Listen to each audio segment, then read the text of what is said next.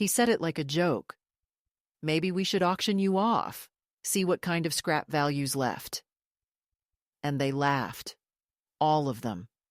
My son, his wife, their friends with their glasses of wine balanced on the edges of perfect fingers. I stood there in the middle of the living room, my cardigan buttoned wrong, the tag of the paper sign scratching my neck. For sale. Old useless body, it said, written in thick black marker, crooked letters that leaned to the left like they were embarrassed to be there. My grandson had written it, grinning, proud to play along. Someone whistled as if the auction were real. Someone shouted, $10 for the antique. And another voice, a woman's voice, added, Oh, I'll give 20 if she comes with recipes. My son raised his hand and said, Sold, to whoever promises to feed her better than we do. The laughter came again, louder, sharper, like clinking glass. I didn't laugh. I didn't even breathe for a moment. The sound filled the house I'd helped him buy, the one whose down payment came from my retirement savings, and I thought, how strange it is to become a punchline inside the walls you built. I'm 81. I live alone now in a converted garage behind a stranger's house, a space that smells of rain and detergent, with a single window that looks onto the neighbor's fence. There's a geranium in a chipped mug on the sill, red as defiance. When it rains, the roof hums like an old memory, steady, unashamed. I water the plant every morning and wipe down the counter with the same cloth I once used in a kitchen full of noise and grandchildren and burnt toast. I don't keep photos anymore, not on walls. They stare back too hard like witnesses. But sometimes I unfold an old newspaper clipping, just the date circled in red pen, the day of the auction, though no hammer really fell that night. It just sounded like it did. I used to tell myself they didn't mean harm, that people laugh when they're uncomfortable. That age itself invites cruelty disguised as comedy. I tried to believe that. For years, I excused everything as a misunderstanding. The birthday cards that stopped arriving, the calls that turned into quick check-ins, the way he began speaking about me as if I were a fragile appliance, functional but outdated. Mom doesn't drive anymore, he'd say, smiling at the neighbor. We're keeping her safe. Safe. That word can be a cage when spoken by the wrong mouth. The truth is, I'd seen it coming, long before the sign. You can feel love thinning the way you feel a sweater wear out at the elbows, soft at first, then threadbare, then gone. It begins with tone, a careful patience that isn't kindness, but containment. It continues with the invisible erasures. Your stories cut short, your opinions met with that tolerant smile, your presence shifted to the periphery. You learn the choreography, when to speak, when to retreat. You learn to shrink your joy so it doesn't embarrass them. You learn silence, the way women of my generation learned recipes, by repetition, by survival. That night, after the mock auction, I helped clear the table while they poured themselves brandy and debated property taxes. I stacked plates in the sink, hands steady, heart hollow. The sign still hung from the chair where I'd been standing, swinging slightly in the draft from the open window. When my son finally noticed, he laughed again and tore it off, crumpling it in his hand. Lighten up, Mom, he said. You know it's just a bit of fun. Fun. I remember the sound the paper made when he crushed it, a soft, dying crackle. Later, when they'd all gone to bed, I pulled it from the trash and smoothed it out on the kitchen counter. I couldn't explain why. Maybe because even humiliation feels like proof of existence. I folded it twice and slipped it into my handbag. It's still there.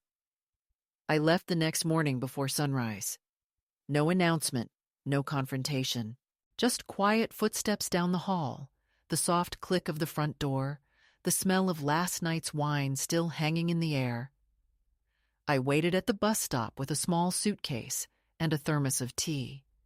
The kind he once said made the whole house smell like earth. A young man sat beside me scrolling through his phone, his face lit in blue. When the bus came, he didn't look up. No one does anymore. I rode until the city turned to suburbs, then fields, then quiet. By the time I reached the end of the line, I realized I had no destination, only distance. Now, in this little room with its humming refrigerator and cracked linoleum, I wake each morning to the sound of birds I don't know the names of. Sometimes, I hear the neighbors' children playing in the yard, their laughter bright and uncalculated, not cruel. I like that. I like the reminder that laughter can still be innocent. I make coffee on a hot plate and write notes to myself on the back of grocery receipts. Tiny acts of proof that I exist beyond the roles assigned to me.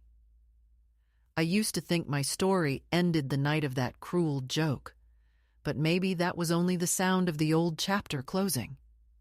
Maybe the auctioneer's gavel wasn't meant to sell me off, but to wake me up. When I look back, I realize I wasn't the first thing my son tried to own. He collected people the way others collect antiques, things that validate taste, that make him appear complete. His wife was another display piece, smooth and silent. Even the children performed for him, little reflections of his success.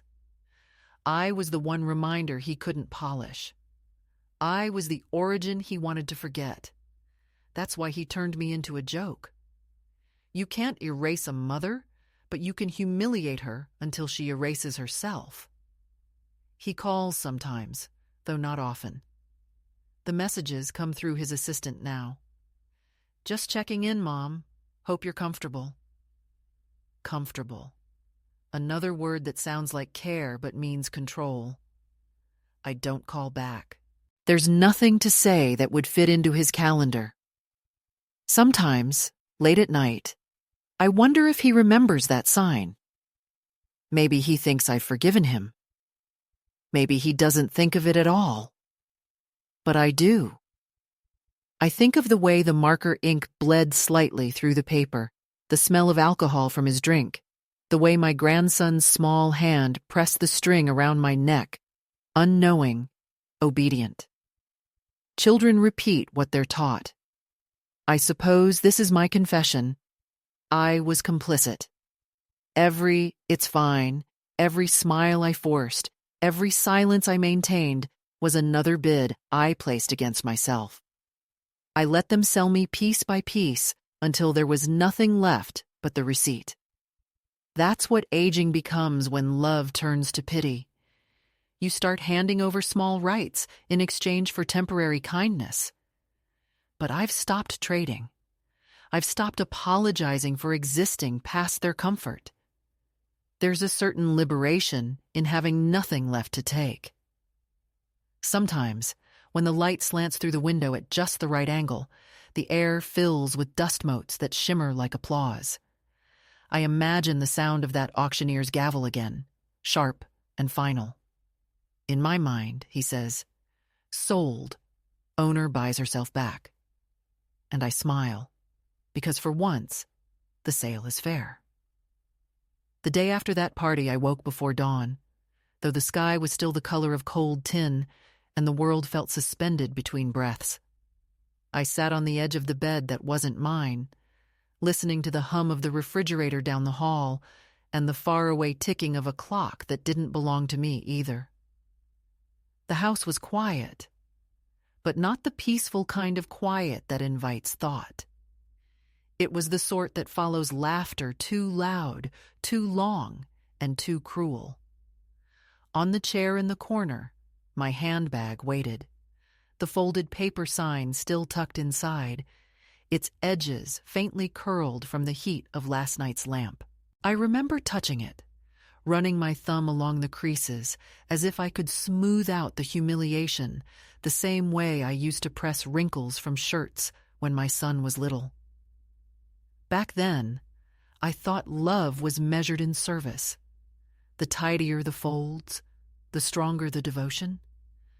But something inside me had shifted during that evening's joke, something subtle but irreversible, like a hinge unfastened from its frame. When the first faint line of morning light appeared behind the curtains, I stood, dressed in silence, and went to the kitchen. The dishes from the night before were stacked neatly, wine glasses drying upside down on the rack. I washed the single cup I had used, careful not to wake anyone, though part of me wanted to. I wanted them to hear the clinking of porcelain, the sound of consequence, the sound of someone cleaning up what they had made dirty. But I knew it would change nothing. Cruelty is easier to ignore when it's well-mannered. I left a note on the counter. "Thank you for the evening," and nothing more. I didn't know yet that I would never step inside that house again. The bus that took me back into town was nearly empty, a few workers half asleep against the windows, one woman whispering into her phone. I sat near the back and held the handbag on my lap, fingers pressed against the outline of the crumpled paper. The city outside rolled by in gray and beige, a blur of convenience stores and leafless trees, and I wondered when exactly my life had stopped being mine. It's not as if there had been one dramatic moment of surrender. It had been gradual, like erosion. Each time I'd agreed to let him handle it, each time I'd smiled at some small insult because it was easier than confrontation, each time I'd said, "It's fine," when it wasn't. I had been selling pieces of myself for the price of temporary belonging. By the time he hung that sign, the transaction was almost complete. The auction wasn't a beginning, it was the closing act of something long prepared. I went first to the post office, intending to withdraw my pension forms that he had redirected months earlier. The clerk, a woman my age with a kind face and tired eyes, looked at me sympathetically when she told me the address on record was no longer mine. "You'll need his signature to change it back," she said gently, as though apologizing on his behalf. I nodded, thanked her, and walked outside, the air sharp with winter's promise. It was in that moment, standing on the uneven sidewalk with a useless form in my hand, that the real betrayal took root. Not in the laughter, not in the sign, but in the realization that he had prepared the paperwork to erase me long before he performed it in public. The humiliation had been entertainment. The theft had been administrative. I stopped at a cafe I used to visit years ago, the kind with chipped mugs and a radio that still played songs from the 80s. The same man owned it, though older now, his apron faded, his movements slower. He recognized me in the vague way people do when they're not sure if they should. "Haven't seen you in ages," he said, and I smiled, though my mouth trembled. "Been busy," I answered, and we both knew it was a lie. I sat by the window with a cup of coffee that tasted like burnt memories and watched people hurry past, their breath fogging in the cold. There's something profoundly lonely about realizing that your tragedy has no witnesses. The world continues, indifferent, while you sit surrounded by fragments of a life that no longer acknowledges you. I don't know how long I stayed there. Maybe an hour, maybe a lifetime. Eventually, I took out the sign, unfolded it carefully, and laid it flat on the table. The letters looked different in daylight, less like mockery, more like evidence. The waitress passing by glanced at it, then at me, and quickly looked away. I folded it again, slower this time, and slipped it back into my bag. I thought of calling my son, demanding an explanation, but what would he say? "Mom, You're overreacting? It was all in good fun? I could already hear the tone, that weary exasperation reserved for children and the elderly, as if emotion itself were a failing. No, I decided, he would not get to narrate my pain. I walked until my legs ached. I passed the park where I once pushed him on swings, the school he used to run from, laughing when I came to pick him up in the rain. Every corner of the city seemed to hum with ghosts of our better days. I had built my motherhood around being needed, and now that the need was gone, I was nothing more than background noise. That realization wasn't sudden either, but it hurt all the same. By the time I reached the river, the sky had turned the color of pewter, and the air smelled of damp earth. I stood on the bridge and thought, not of dying, though that might have seemed poetic, but of vanishing, of simply walking away from the narrative I had been written into. That evening, I returned to my small apartment, the one I'd been renting month to month since selling my old house. I hadn't planned to stay long when I moved in, but it had become my refuge, my waiting room between worlds. I heated a can of soup, turned on the old lamp by the armchair, and sat staring at the steam rising from the bowl. My phone blinked with one new message. It was from my son. "Mom, hope you got home safe. Everyone says hi. Don't forget your doctor's appointment next week." No mention of the sign, no apology, just an administrative courtesy, as if I were a dependent on his insurance plan. I didn't reply. I deleted the message, then turned off the phone completely. Later that night, sleep wouldn't come.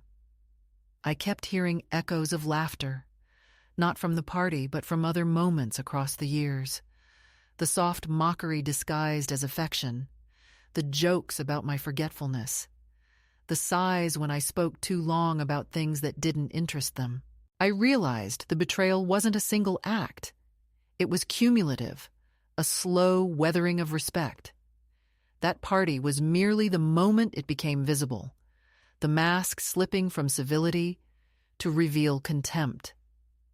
The true catalyst wasn't the joke itself, but my awakening to it. The clarity that followed was both brutal and clean. I remember standing by the window as dawn broke again, the light seeping pale and reluctant through the blinds. The world outside looked the same, but I was different, altered in a way that couldn't be undone. There is a kind of death that doesn't involve dying, a shedding of illusion so complete that you emerge unrecognizable even to yourself. I felt that then, a quiet severing, not out of anger but out of necessity. I realized I could no longer wait for decency to arrive from people who treated empathy like charity. When I finally lay down, exhausted but alert, I made a silent vow.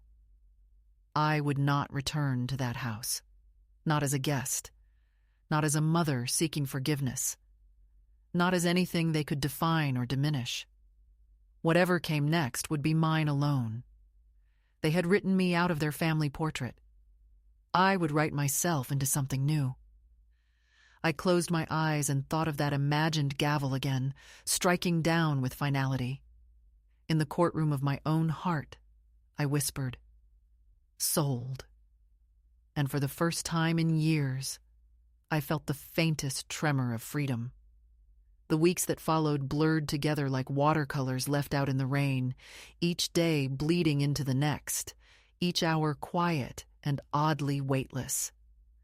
I stopped setting alarms because I had nowhere to be, no one expecting me, and for a time that absence felt like both punishment and relief. The betrayal itself no longer burned. It had cooled into something duller, a sediment that settled inside me. But silence is a living thing. It grows roots if you don't move. I told myself I was resting, yet every morning I woke with a faint sense of dread. the kind that comes when you realize you've survived something, only to find that survival has no clear shape. I tried to keep busy, as if tidying my small apartment could sweep away the humiliation still echoing in my chest. I rearranged drawers, washed curtains, polished the worn wooden table that had traveled with me through every phase of my life. But everything I touched seemed to whisper reminders of what I'd lost. The sound of laughter when it was still kind. The smell of coffee brewing in a home that was once truly mine. One afternoon, a letter arrived addressed to my son, but sent to my address by mistake. Some bank correspondence that still had my name listed as secondary holder. I stared at the envelope for a long time before realizing that the name printed below his was mine.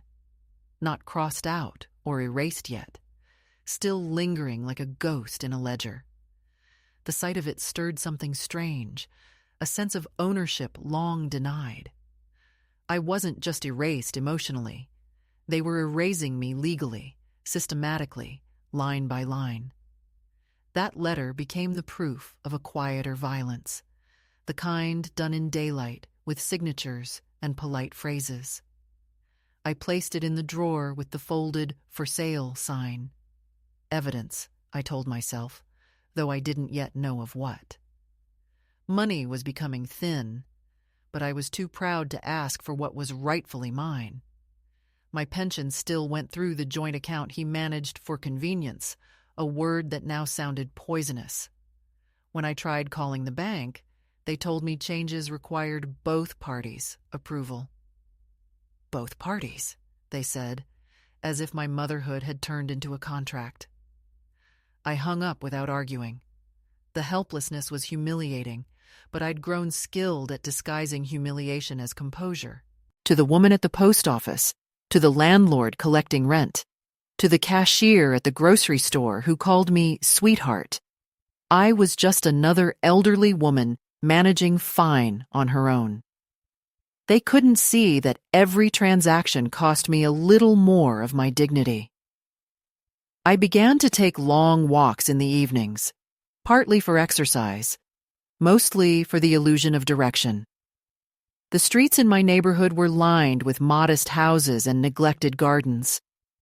Some evenings, I stopped by the river, where the light stretched across the surface like a thin film of memory. I'd sit on a bench and imagine the people in the nearby houses preparing dinner, arguing softly over bills, laughing at some trivial thing on television.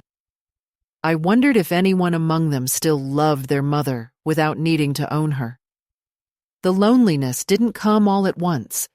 It arrived gradually, in the spaces between footsteps, in the pauses of the radio, in the silence after I turned off the light. One day, I found an envelope slipped under my door. It wasn't from my son. It was from the utilities company. The bill was higher than usual, a reminder that solitude, too, is expensive. I sat at the table staring at the numbers, realizing how carefully I had built a life of small dependences. I'd allowed him to manage everything because it seemed easier than navigating modern bureaucracy, because he had insisted, because I thought trust was still a virtue. Now, trust felt like a trap I had walked into willingly, smiling. I paid the bill with trembling hands, then opened my old sewing kit to repair a torn hem on my blouse. The motion was mechanical at first, but as the needle slipped in and out of the fabric, I felt a calm I hadn't known in months. The rhythmic sound of thread pulling through cotton was grounding, almost sacred. I remembered the years when I sewed costumes for the local theater. How proud I'd been to see my stitches hold under the glare of stage lights. That night I mended not just the blouse, but a memory. The reminder that my hands still knew how to create, not just endure. Soon I began sewing again for no reason at all. I made small things, handkerchiefs, pillow covers, a few aprons with patterns I drew myself. The movements gave my days shape. I'd sit by the window, sunlight spilling over the table, and lose myself in the discipline of needle and thread. It was a private kind of rebellion, gentle but firm. Each completed stitch felt like reclaiming a square inch of myself from the void my son's neglect had carved out. I didn't need applause or recognition. The work itself was a conversation between me and the woman I used to be. Still, life has a way of testing new resolve. One morning, I went to the post office to send a parcel to a friend from church, a set of embroidered napkins I'd promised her months ago. While waiting in line, I overheard two women talking behind me about a new housing development in the next district. Luxury townhouses with shared amenities. They mentioned my son's name. "He's one of the financial consultants on the project," one of them said. "Such a family man, taking care of his elderly mother, too. There was an article about him in the local paper." My spine stiffened, but I didn't turn around. I stood there clutching the package, feeling the old nausea rise again. They were talking about me, but not about me. The public version of me, the benevolent fiction he had created. In that story, I was the grateful dependent, lovingly supported, kept in comfort by his success. I wanted to laugh, but the sound lodged somewhere deep in my throat. When I got home, I searched for the article online. It took only a few clicks. There it was. A photograph of my son standing in front of the new buildings, smiling that practiced smile. The caption beneath read, "Local entrepreneur balances business with family responsibilities, caring for his aging mother." My name wasn't mentioned, but I didn't need to see it to feel the sting. He had turned my invisibility into virtue, my silence into proof of his goodness. That realization made something inside me snap quietly, like a thread pulled too tight. That night, I couldn't sew. My hands shook. My vision blurred. I walked from room to room, restless, touching the furniture as if to confirm I was still there. Around midnight, I opened the drawer where the folded sign and the bank letter lay side by side. I unfolded the paper, its creases soft from being handled too often. The words looked different now, less like humiliation, more like prophecy. For sale, old useless body. They had meant it as mockery, but perhaps it was simply the truth as they saw it. They had sold me, not to strangers, but to their own narrative, traded my personhood for their comfort. The price was my silence. The next morning, I made a decision. It wasn't dramatic. There was no thunderclap, no cinematic resolve. I simply packed the few things I owned into a single suitcase: clothes, sewing kit, letters, the plant from the window, and walked out. I didn't leave a note. If they ever thought to look for me, let them wonder. I took a bus out of the city, heading toward the coast, though I had no destination in mind. The further the buildings receded, the lighter I felt, though I couldn't yet name the feeling. It wasn't joy, not yet, but the faint stirrings of autonomy. When the bus stopped in a small seaside town, I stepped off and stood for a long moment inhaling the air. Salt, damp wood, and the distant hum of gulls. The sky was wide and gray, but it didn't feel oppressive. It felt like an empty page. I found a cheap boarding house near the docks, the kind with floral curtains and a landlady who didn't ask questions. I paid for a week up front with cash from the envelope I'd kept hidden, the same money my son didn't know existed. That evening, I unpacked my sewing machine, set it on the small table by the window, and stitched until the noise of the world softened into rhythm. I wasn't sewing for anyone now, Not for the theater, not for family, not even for survival. I was sewing to remember motion, to remind myself that I could still create lines that held together. The first week passed quietly. I took walks along the pier, watching fishermen mend their nets with the same patient precision I used in thread. They nodded politely, but didn't pry. I liked that. In a place where no one knew my name, I was no one's burden. One morning, I saw a hand-painted sign near the market. Sunday Craft Fair, local artisans welcome. The letters were uneven, but inviting. I hesitated, the old reflex of doubt returning, that voice whispering I had nothing worth showing. But another voice, quieter and steadier, replied, "Try." That night, I ironed my handkerchiefs and folded them neatly into a basket lined with blue cloth. Each one bore a small embroidered mark, my initials, M.H., stitched in the corner like a private signature. It was the first time in years I'd put my name on something without shame. As I arranged them, I realized I wasn't preparing for a sale. I was preparing for proof. Proof that I existed beyond their version of me, that the body they called useless still held skill, grace, and will. The next morning, I carried the basket to the market square and set it on a wooden table between a man selling seashell jewelry and a woman with jars of homemade jam. The air smelled of salt and cinnamon. For the first hour, no one stopped, and I thought perhaps this, too, was foolish. Then an elderly woman paused, picked up one of the handkerchiefs, traced the embroidery with her finger, and smiled. "Did you make this?" she asked. When I said yes, her eyes softened. "It's beautiful," she said. "People don't make things like this anymore." She paid in cash, no bargaining, no pity. I watched her walk away, the handkerchief folded in her hand like a secret, and something inside me unclenched. It was such a small moment, invisible to anyone else. But it was the first genuine exchange I'd had in years.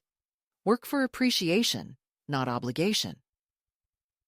As I packed up that afternoon, I realized I had earned my first honest money in decades. It was barely enough for groceries, but it was pure, untouched by guilt or manipulation. That night, as I lay in bed listening to the sea against the shore, I thought of my son's house, the laughter, the sign. For the first time, the memory didn't sting. It was distant now, like a story that had happened to someone else. I wasn't healed, not yet, but I was no longer for sale. I was, quietly, taking myself off the market. By the end of my second month in that small seaside town, I had settled into a rhythm that felt almost like belonging, though I didn't yet call it that aloud for fear of jinxing the fragile peace that had begun to grow in me. Each morning, I rose before the sun, when the air was cool and damp, and the streets still smelled faintly of salt and bakery yeast. The sea was only 3 blocks away, close enough that its breath seeped into everything: the curtains, the sheets, even the thread I used for sewing. I would make a pot of coffee, open the window wide, and watch the gulls circling over the pier as if they were keeping some ancient appointment. The landlady, Mrs. Keene, had stopped asking about my plans after the first week. She'd understood, perhaps from experience, that some people come to the edge of the world not to rest, but to start again quietly. She rented rooms to fishermen and widows, people like me who had outlived usefulness, but not curiosity. The craft market became my anchor. I began with 1 small table, then 2, arranging my embroidered handkerchiefs and cushion covers in careful patterns, as though symmetry itself could restore a sense of order to my life. The other vendors accepted me quickly, not out of charity, but out of routine. They were used to strangers drifting in, setting up shop, and either fading away or staying long enough to become part of the scenery. I liked the anonymity, the way people greeted you without asking your story, as if the mere act of showing up was enough proof of worth. The man selling wooden toys across from me, a retired carpenter named Elliot, once said, "The sea takes what's weak and sends back what's strong." He said it about driftwood, but I knew he meant people too. The first time I earned enough to pay a week's rent entirely from my work, I cried quietly in my room, not from sadness, but from the shock of competence. There is a strange kind of joy that comes from realizing you no longer owe your survival to anyone's approval. For years I had believed that independence was a young woman's privilege, that after a certain age we were meant to surrender it gracefully, to become decorative, grateful, pliant. But as I stitched names and patterns into fabric, I began to suspect that age had given me something sharper, a clarity that could cut through illusion. The world shrank as my body slowed, yes, but it also grew sharper in detail. I noticed things I had ignored for decades. The sound of thread snapping when pulled too fast, the different tones of seagulls at dawn and dusk, the way sunlight changes color when it moves across a white wall. These were small revelations, but they filled the space that used to belong to disappointment. Around that time, I met Clara. She ran the tiny bookshop beside the market, a narrow place smelling of paper and seaweed, the kind of shop that carried more ghosts than customers. She was in her 60s, tall and silver-haired, with a voice that carried an effortless calm.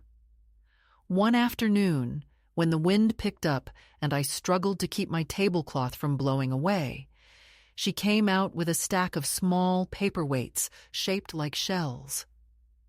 "These will behave better than stones," she said, setting them down with a smile that was neither curious nor pitying. From that day, she would bring me tea in chipped porcelain cups, and I would stay in her shop during the slow hours, mending things for her, the frayed cushion on the reading chair, the torn hem of her curtain. We never talked about families. It was the one unspoken rule between us. Sometimes silence is the truest conversation. It was Clara who first called me by my name, as if it belonged to me again. "Margot," she said one morning, pronouncing each syllable with care. "You've got good hands. You should sign your work." Until then, I had stitched only my initials, small and shy in the corners, as if afraid of being seen. But her words settled in me like a seed. That night, I took a deep breath and embroidered my full name across a linen bag. Margot Harlow, written in blue thread. The letters were uneven, trembling slightly, but they were mine. When I finished, I stared at it for a long time and felt something inside me click into alignment. That act, so simple, felt like reclaiming my citizenship in my own life. From then on, things began to change in ways both visible and invisible. More customers came to my table, drawn not only by the work, but by the quiet confidence that had begun to hum beneath my skin. I found myself speaking more freely, laughing sometimes, even giving advice to younger women who came asking about stitching techniques. They called me Miss Margot, which sounded old-fashioned and oddly sweet. For the first time in years, I was being seen not as an obligation, but as a resource, a person with knowledge worth hearing. The irony didn't escape me. My son, who prided himself on efficiency and success, had deemed me obsolete. Yet here, among strangers, I had become useful again. One rainy afternoon, I received a letter. The handwriting on the envelope was unfamiliar, looping and earnest. Inside was a single sheet of paper from my grandson, Liam, the younger of the two. He wrote, "Dad said you needed some time away. I hope you're okay. I miss the way your house smelled like oranges and soap. Do you remember when you taught me to thread a needle? I still can't do it right." The letter was simple, but every line trembled with the sincerity only children manage. I sat at my table reading it over and over until the ink blurred. Then I folded it carefully and placed it beside the sign and the bank letter in my drawer. The collection was growing, not of grievances anymore, but of witnesses to my story. That night, I walked along the shore after the rain had stopped. The sand was damp and glistening, the air rich with salt and possibility. I thought about Liam's letter and about the invisible thread that still connected us, thin but unbroken. I realized I didn't need to return to reclaim love. I could let it find me in its own time. What I needed was space to become someone other than a victim of lineage. The sea murmured its agreement in long, steady waves. For the first time, the sound didn't remind me of endings, but of breathing. The next morning, Clara suggested I display my work in her shop. "There's a shelf by the window that needs company," she said. I hesitated, thinking of failure, of visibility, of being judged. But she brushed off my reluctance with a small laugh. "You've already survived worse than a few curious glances," she said. And she was right. We arranged the handkerchiefs and bags neatly, tied them with ribbons, and placed a small handwritten sign above them. "Embroideries by Margot Harlow." Seeing my name printed there felt like standing at the edge of something new, both terrifying and liberating. When the first customer bought one, I felt no urge to cry this time, only a deep, steady warmth spreading through my chest. The weeks that followed were slow and kind. The shop became a second home, and Clara, a quiet companion in my rebirth. We shared lunches of soup and crusty bread, traded books, and filled the silences with the comfortable weight of understanding. One evening, as we closed up, she looked at me with that piercing calm of hers and said, "You know, you've changed since you came here. You used to flinch at every sound, like someone waiting to be scolded. Now you move as if the ground finally believes in you." I smiled, but didn't answer. The truth was, she had named something I hadn't dared to articulate. I was learning not to apologize for existing. That night, I sat in my room and unfolded Liam's letter again. The paper had softened from use, its creases almost translucent.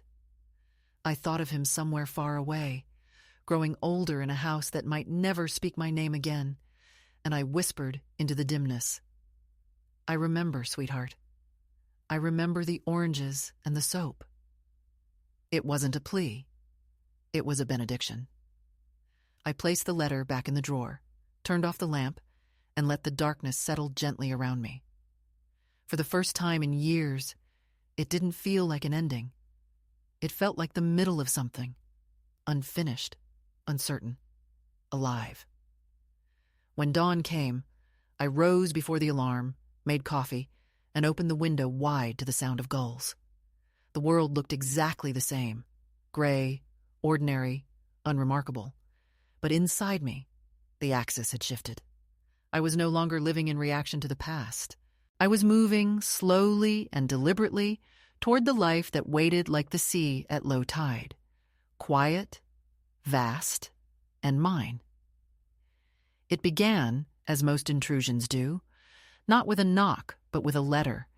That crisp rectangle of paper slipped beneath the door like a whisper of ownership. I knew the handwriting instantly, the careful, almost managerial neatness of my son's script. I stood for a long moment before touching it, as if by delaying contact, I could delay consequence. The envelope felt heavier than its weight, dense with something unspoken. I sat at the kitchen table, the small lamp glowing over my sewing kit, and the mug of coffee gone cold, and opened it carefully along the edge. The letter inside was printed, not handwritten, the way lawyers and bureaucrats write when affection has been replaced by protocol. "Dear Mother," it began, a phrase already dishonest because the word dear rang hollow on the page. He wrote that he was concerned about my well-being and that he had consulted with professionals about my situation. That phrase, "your situation," stood out like a bruise. He wanted me to sign attached documents granting him limited financial authority to manage my affairs more efficiently, given my recent behavioral instability. The language was smooth, sterile, but every sentence reeked of control disguised as care. It was not a letter, it was a leash. I folded it back into its envelope without reading further and sat very still, listening to the wind press against the window panes. The sea was restless that evening, its rhythm louder than usual, and it seemed to echo the pounding in my chest. I thought of the years I had spent being called responsible, trustworthy, capable, until one day those words were replaced by confused, fragile, dependent. It doesn't happen all at once. It happens the way twilight becomes night, slowly, naturally, until you can no longer trace the border between respect and condescension. I stared at the letter again, feeling the weight of every signature I had ever given him, the joint accounts, the power of attorney forms he had convinced me to sign, just in case. I realized then that this wasn't a request. It was a continuation of that old erasure, a final attempt to make me vanish behind his name completely. I didn't respond, at least not right away. Instead, I went to the market the next morning as usual, setting up my table beside the bookshop. Clara noticed the tension before I spoke. She had that rare ability to read silence as fluently as words. "Bad news?" she asked quietly, her hands folding a stack of postcards. I told her about the letter, the documents, the language of concern that always sounded like a verdict. She listened without interruption, her gray eyes calm, steady. When I finished, she said, "He's trying to turn your life into evidence of his goodness. People like that confuse control with love. The only thing that frightens them is autonomy." Her words settled into me like a small fire. I hadn't realized how deeply I'd needed someone to name the truth out loud. That night, I wrote my reply in longhand. The paper trembled slightly beneath my pen, but my sentences did not. I told him I was safe, sound, and perfectly capable of handling my own affairs. I told him that any further interference would be met with legal resistance. I didn't add emotion or apology. The tone was measured, the handwriting firm, the kind of letter that left no room for misinterpretation. When I sealed the envelope, I felt a strange calm, the kind that comes after years of holding one's breath. I mailed it the next morning before the post office opened, slipping it into the box while the sky was still the color of unlit pewter. It felt like posting a declaration of existence. For a few weeks, nothing happened. The absence of reply became its own kind of peace, fragile but precious. I spent my days working, selling more pieces than before, and even began teaching a few of Clara's customers how to embroider simple patterns. They paid me a little, though I would have done it for free. The sound of laughter returned to my throat, tentative at first, then freer. I started walking again in the evenings, down the narrow path by the sea where the grass bent in the wind and the air smelled of salt and freedom. I thought perhaps the danger had passed. I was wrong. The second letter came not from him, but from a law office in the city. The words were colder this time, stripped even of the pretense of affection. In response to ongoing concerns regarding your cognitive and financial stability, it read, Mr. Harlow has filed an application for temporary guardianship to ensure your protection and welfare. I read the sentence twice, then a third time, because the words made no sense inside my body. Guardianship. It meant he was attempting to declare me incompetent. It meant he was building a case to own me legally, as if I were a property gone unclaimed. My first reaction was disbelief, then fury so sharp it made me dizzy. I imagined him sitting at some polished desk, speaking calmly to a lawyer about his mother, describing her as a vulnerable senior, perhaps showing photos of me at the market as proof that I was wandering. The humiliation bloomed through me like heat. Clara found me that afternoon sitting behind my table, motionless, my hands gripping the edge so tightly the knuckles had gone white. I showed her the letter without a word. She read it slowly, then looked up with a kind of quiet, surgical focus. "You'll need an attorney," she said simply, as if we were discussing the weather. "And a witness to your sanity. Preferably both." There was no pity in her tone, only practical resolve. Together we spent the next days making calls, asking around the small town until we found a lawyer named Mr. Bennett, a retired judge who now handled simple estate matters. He had a modest office above a bakery that smelled perpetually of sugar and smoke. When I told him my story, he listened without interruption, his hands folded neatly on the desk. "I've seen this before," he said finally. "Children mistaking inheritance for entitlement. You're not the first, and sadly, you won't be the last."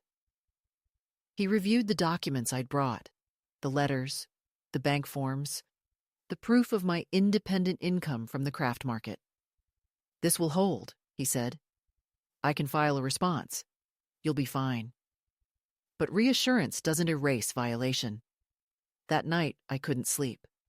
I kept seeing my son's face, hearing his voice from that night at the party.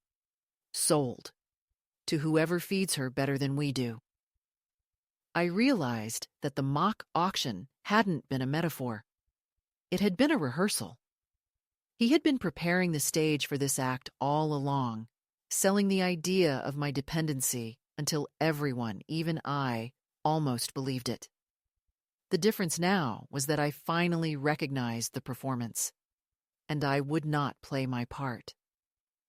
In the weeks that followed, the process unfolded in slow bureaucratic motions, forms, statements, counterclaims.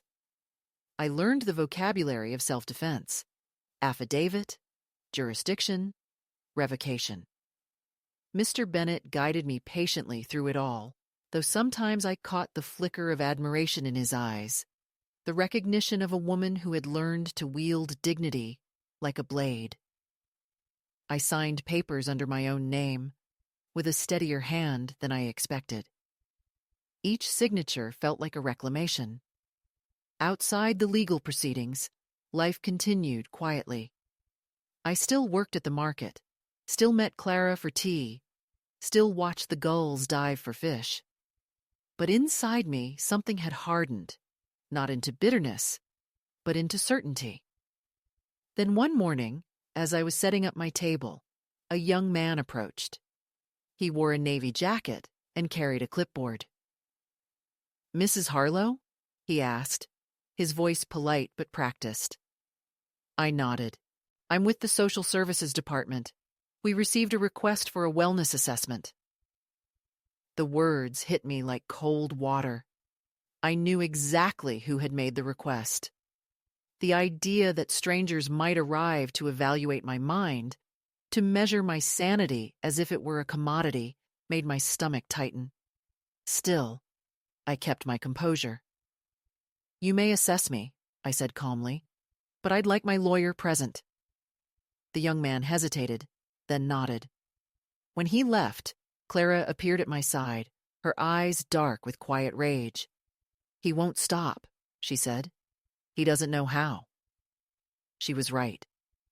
The assessment came 2 days later in my rented room. A woman and a man, both in tidy suits, asked me questions about my finances, my health, my memory. I answered each one clearly, methodically, as if taking an exam I refused to fail. I showed them my bookkeeping, my sewing receipts, my tax forms, all meticulously kept. When they left, they shook my hand and said, "You seem remarkably well." I smiled and replied, "Remarkably is an odd word for being alive, but thank you." That night, I allowed myself a single glass of wine and wrote in my journal, "Let them measure what they can. They'll never know the weight of what I carry." A month later, Mr. Bennett called to tell me the case had been dismissed. "Insufficient evidence," he said. "They won't bother you again." I thanked him, but even as I hung up, I knew better. Power rarely admits defeat. It simply waits for another opening. Still, the victory mattered. It was proof that I could fight back and win. Word of the proceedings must have reached my son, because not long after, a new letter arrived. Not legal this time, but handwritten again, the penmanship tighter, almost desperate. "Mom," it began, "I don't understand why you're doing this. Everyone is worried. This isn't how families behave. You're letting outsiders interfere. You're making things harder for everyone." That phrase, "for everyone," rang through me like a bell. It meant for him. It meant for the image he had built of himself as the devoted son. I didn't reply. There is no point in arguing with someone who mistakes love for obedience. Instead, I took the letter to the beach at dusk, tore it into thin strips, and let the wind scatter the pieces into the tide. For once, the act felt neither sad nor symbolic. It was simply necessary. Life in the town continued. The market flourished. Clara's bookshop gained more customers, and she often joked that my embroideries brought her luck. I began saving money, little by little, enough to think of permanence. I rented a larger room with a small balcony that overlooked the sea. I placed my sewing machine there, next to a vase of wildflowers, and began working on something new. A quilt made entirely of leftover fabric, each square stitched from remnants of other projects. It grew slowly, patch by patch, until it began to resemble a map of everything I had survived. Every color, every texture carried a piece of my journey. The pale blue of the sea, the muted brown of old grief, the crimson thread of resilience. One evening, as I sat working by the window, the phone rang. It was an unfamiliar number, but something told me to answer. A quiet voice spoke on the other end. It was my grandson, Liam. "Grandma," he said, his voice trembling slightly. "I found your letter at home, the one you sent Dad months ago. I just wanted to say I'm sorry. I didn't know what he was doing. I miss you." For a moment, I couldn't speak. Then I said, "I miss you too, sweetheart. You don't have to apologize for the world you were born into. Just promise me you'll grow kinder than it." We talked for nearly an hour, about his studies, the dog they had adopted, the sea he had never seen. When the call ended, I sat for a long time, holding the receiver, realizing that love could survive even through silence, that it could choose its own direction once freed from control. That night, I finished the last square of the quilt. I sewed my name into the corner again, bold this time, in gold thread that shimmered under the lamplight. When I laid it across the bed, it looked like a landscape of endurance. I stood there, watching the fabric rise and fall with the breeze from the open window, and I thought of all the ways one can be sold in this life, through laughter, through pity, through the slow erosion of choice, and of how, sometimes, the only way to buy oneself back is to stop asking permission. The sea murmured below, steady and endless, and I whispered into the darkness, "Not for sale, not anymore." It happened on an ordinary morning that carried no omen, no particular color or sound to foretell change, only the usual chorus of gulls and the scent of the tide pushing in. I had woken before dawn, as I always did, and sat by the window with my coffee, watching the first light pool on the water like liquid metal. The quilt I'd finished lay folded neatly at the foot of the bed, its gold thread signature gleaming faintly in the half-dark. For the first time in many years, I felt something close to satisfaction, the quiet fullness of a life reclaimed stitch by stitch. Yet even in that calm, a tremor of unfinished business remained, an intuition that the story hadn't yet closed, that one last door still needed to be locked from my side. The letter from my lawyer confirming the dismissal of the guardianship case sat on the table, along with a small folder containing all the documents I had gathered. The bank records, my income receipts, the notarized revocation of power of attorney. Evidence of my resurrection, I called it. I planned to deliver it myself that morning, one final errand to place a seal on what had been taken from me. The street was still empty when I stepped out, the air cool and faintly metallic. I walked toward the bus stop with steady steps, the folder pressed to my chest as though it contained breath itself. The bus rolled in with a sigh of brakes, its doors opening like a patient invitation.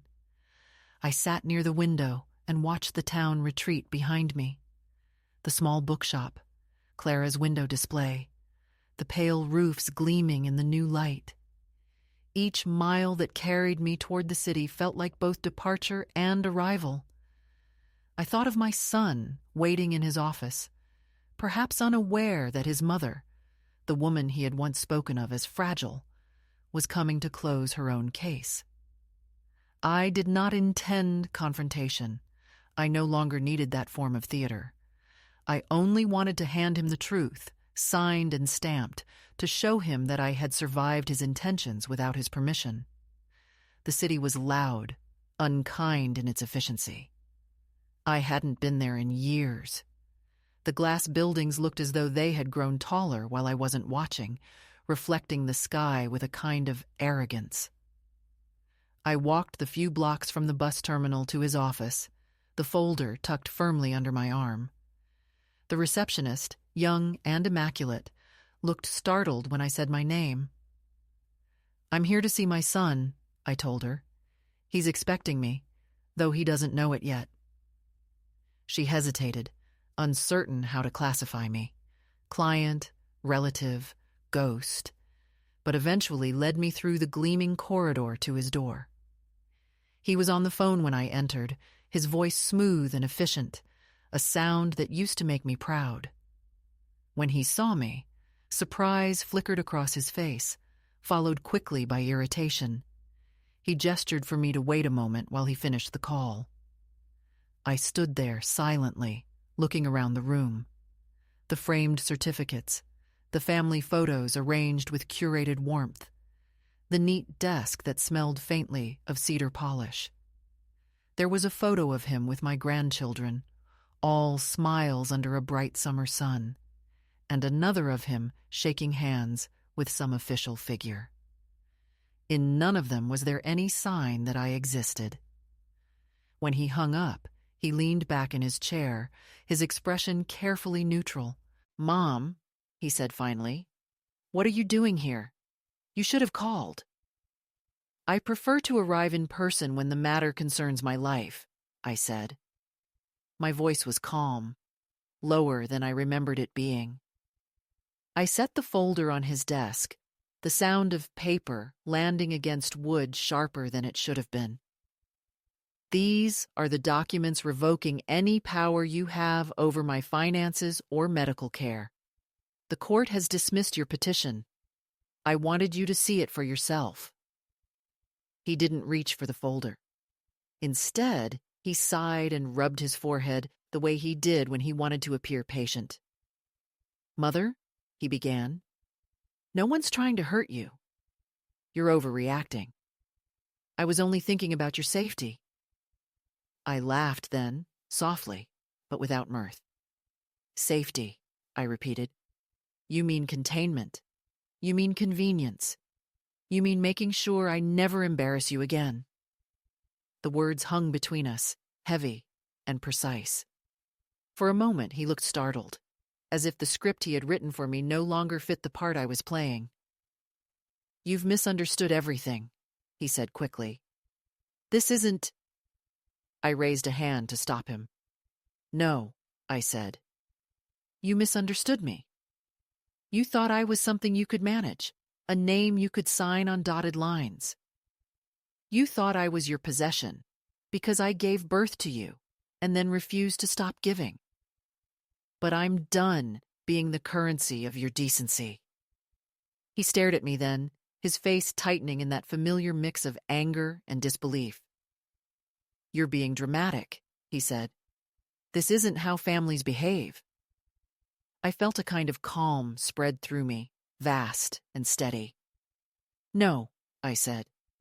"This is how families survive when love becomes ownership. One of us has to stop pretending."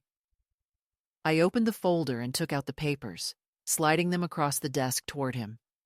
He looked at them, but didn't touch them. "These are copies," I said. "The originals are filed. You can't undo them. And one more thing. I've opened a new account, in my name only, with the money I've earned myself. Small amounts, but honest. Don't worry. I'm not your responsibility anymore." For a long moment there was silence. Then he said, almost pleading, "Why are you doing this, Mom? Why are you turning against your own family?" I met his eyes and said, "Because you already sold me once, and I refuse to let you auction off what's left." His face reddened. He started to speak, then stopped. The room was too bright, the air too clean. I gathered the folder, turned toward the door, and paused. "You should teach your children the difference between care and control," I said, without turning back. "Because one day, they'll measure you by it." Then I walked out. Outside, the city air felt sharp, electric. I didn't cry. I didn't even shake. What I felt was something deeper than triumph. A release so profound it felt physical, like untying a knot that had been growing under my ribs for years. I found a small cafe near the bus terminal and sat there for a long time, stirring my tea without drinking it. Around me, people hurried, argued, laughed, lived. I watched them the way one watches a play they've already seen, with detached compassion. When the bus arrived, I boarded without looking back.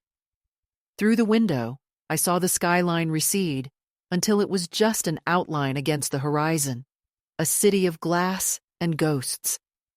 Back in the town, the air tasted like salt again, alive and forgiving. I walked straight to Clara's shop before even going home. She looked up from her counter and, seeing my face, asked nothing. I handed her the letter from my lawyer confirming the case's closure. "So it's done," she said softly. "Yes," I answered. "It's done." She poured tea into 2 mismatched cups, the kind that always felt like comfort. We drank in silence, listening to the rain beginning to fall outside. When I left, she pressed a small parcel into my hand. "Open it later," she said. At home, I unwrapped it carefully. Inside was a single silver thimble and a scrap of linen embroidered with the words, "You are your own inheritance." I sat down and wept. Not from grief this time, but from recognition.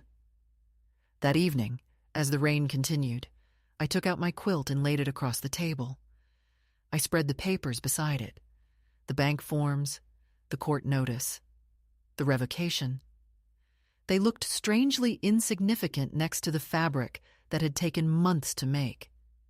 Paper could be forged, shredded, misfiled, but the stitches held. They were proof of labor, of persistence, of my hands refusing to forget their purpose. I lit a candle, the flame flickering gently, and took out the last relic of my old life, the paper sign from that cruel birthday party.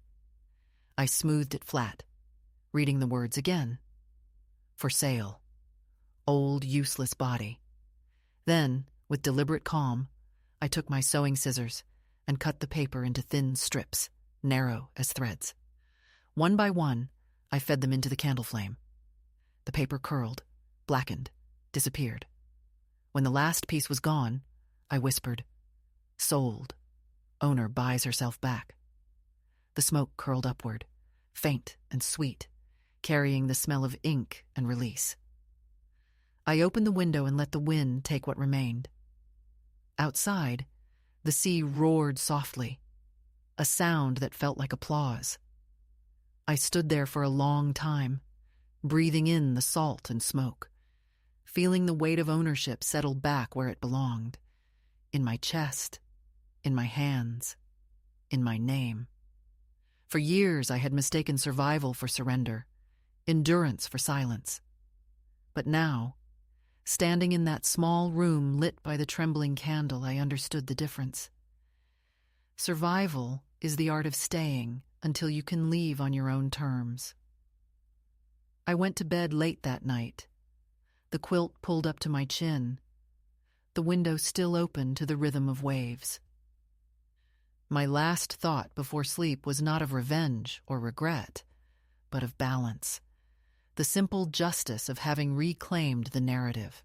Somewhere, perhaps, my son sat in his clean office, staring at the unsigned papers on his desk, unable to understand how the woman he had once labeled helpless had rewritten the script without asking his permission. But that was no longer my concern. I closed my eyes, and for the first time in years, I slept without dreaming of rescue. The morning after the fire of paper and smoke, the world looked impossibly new, as if someone had washed the sky overnight and left it drying above the sea. The air was clear, the kind of clarity that follows endings. I woke slowly, not startled by any dream, but carried upward by a sense of lightness I didn't recognize. For a moment, I lay still beneath my quilt, tracing the seams with my fingers, feeling how the stitches ran in steady, confident lines. Each one was a decision, each one a small refusal to come undone. I had never thought of my hands as witnesses before, but they were. They remembered what my mind had tried to forget. The decades of invisible labor, the gestures of care mistaken for obligation, the slow suffocation of gratitude demanded as currency. Now they were free from that grammar of apology. They belonged to me again. The market opened late that morning, delayed by the high tide that had flooded part of the square. But I went anyway, carrying my basket of embroidery and the thermos of coffee that smelled faintly of cinnamon. The air shimmered with salt and light. People nodded as I passed. The toy seller, the baker, the woman who sold roses from an old pram. Even their greetings felt changed. Or perhaps it was I who had altered the frequency of hearing. Clara was already there, unlocking the bookshop door. When she saw me, she smiled the kind of smile that doesn't need questions. "You look rested," she said, and I laughed. "I am," I answered. "For the first time in my life, I am rested." She handed me a newspaper folded in half. "You might want to see this," she said, her tone gentle but deliberate. On the second page was a short article about a community award given to local businesses that contributed to the cultural revival of the town. My name appeared at the bottom of the list. Margot Harlow, artisan embroiderer, for her contributions to traditional craft preservation. It was only a line, a brief mention, yet the sight of it made my throat tighten. Recognition was never the goal, but it arrived like a form of restitution.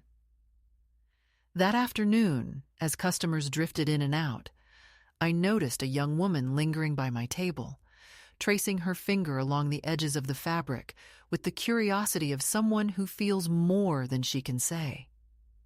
She looked no older than 30, her hair tied back, her expression both shy and determined. Finally, she spoke. "You're the one who makes these, right?"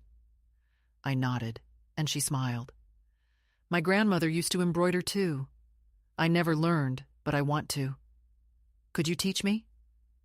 The simplicity of the request pierced me deeper than any apology could have. "Of course," I said. "Come tomorrow morning. Bring nothing but your hands." She laughed, and I heard in that sound the echo of all the laughter that had once been cruel, now returning to me, transformed. That evening, I walked home by the shore. The tide was receding, leaving behind a long mirror of wet sand that caught the reflection of the sky. The gulls wheeled lazily above, their cries distant and unurgent. I thought about my son then, not with bitterness, but with the kind of sorrow that feels clean, like rain. I no longer needed to hate him to stay whole. Understanding had replaced anger. Distance had replaced dependence. Somewhere inside that man was still the child who used to run to me with scraped knees, who once clung to my skirt for safety. I could not forgive his cruelty, but I could release the claim of wanting anything from him. That release was its own forgiveness, one that required no audience. When I reached my door, the air smelled faintly of lilac from the neighbor's garden. Inside, the small apartment glowed with the gentle mess of a life lived fully. Spools of thread spilling from the work table, a half-read book on the chair, a mug with lipstick marks by the sink. I turned on the radio, one of those old sets with a soft hum beneath the music, and a voice was reading the evening news. None of it mattered. I brewed tea, opened the window wide, and sat watching the horizon fade into violet. For the first time in years, I realized I was not waiting for anyone. Not for a phone call, not for approval, not even for love. I was present, untraded, unowned. Later, I took out my journal, the same one I had used to write those first uncertain lines months ago, when fear still dictated every thought. I opened to a blank page and wrote, "I am not a story of loss. I am the author of return." The words came easily now, without trembling. I closed the book, blew out the candle, and listened to the hum of the sea through the window.